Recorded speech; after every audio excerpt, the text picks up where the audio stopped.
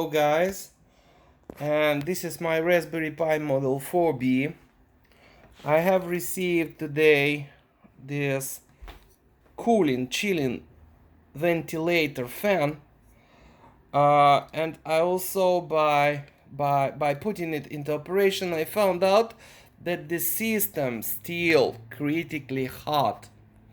For running the overclocking up to 2100 on the ARM CPU frequency, I found that the board is running as hot as 80 degrees of centigrade.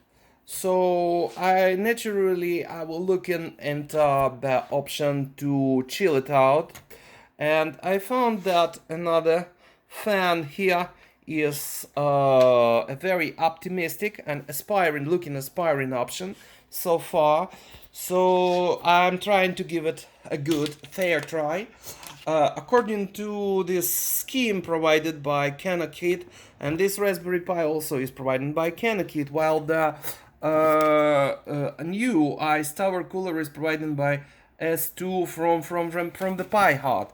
I do not recommend Pi Hut from buying any because they are selling without providing the tracking number on their basic shipping option, but yet I have received it, however delayed, so I'm giving it a try, and it's running system hot. So I decided to add another vent here, and I did it. I have edited, and I've got it connected to accordingly 5 volts and ground, red and black wire. Let's see what happens after. Just to connect it to the bottom of the Pi, I've added this two-sided scotch duct tape, and then I will stick it on to the bottom of the Pi by letting loosely dangle the wires from the right side, which is the closest side to reach out the PIO plank with contacts. Please help me out.